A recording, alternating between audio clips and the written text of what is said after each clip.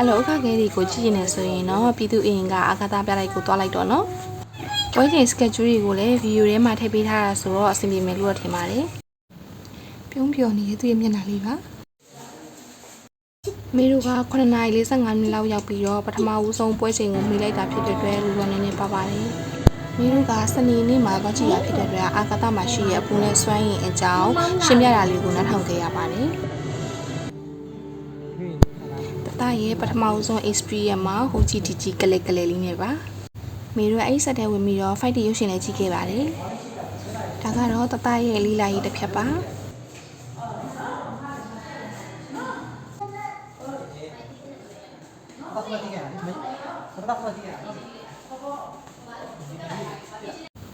နောက်ထပ်ဖျားဘက်ကိုဥတီတာပါ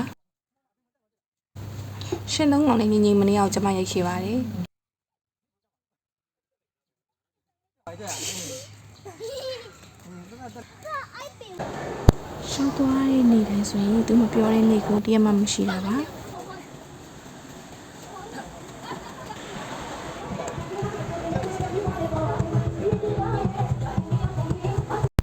ဆယ်လုံးဖျားမှလည်းစုနေတောင်းခဲ့ပါလေဒါကတော့တတကိုပထမဦးဆုံးပိုးလူဝင်ပြကန်းကိုလိုက်ပြခဲ့တာပါပြကန်းဖွင့်ချိန်လေးတွေကိုလည်းမီဗီယိုထဲမှာထည့်ပေးထားပါတယ်တခန်းဝင်တခန်းထွက်နဲ့တွင်ခန်းတို့စိတ်ဝင်နေစားကြည့်ရှုနေတာပါ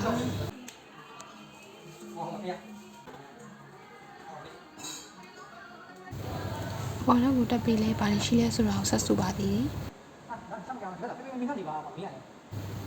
ဗုဒ္ဓဂါယာမြေပုံရဲ့နောက်တစ်ဖက်မှာကမြန်မာနိုင်ငံမှာရှိတဲ့ဇီရီတော်ပုံတွေကိုပြရတာပါထပ်ပြီးတော့ငါးကံဘက်ကိုခြေဆက်ပါပြီဘဲရီလည်းငငမနေအောင်လိုက်စနေရတာရောင်တိုင်းကျွေးပြနေတဲ့ငါးစားလေးတွေပါ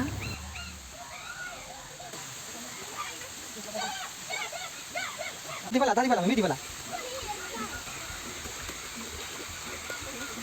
နေမပုံဝိုင်းတော့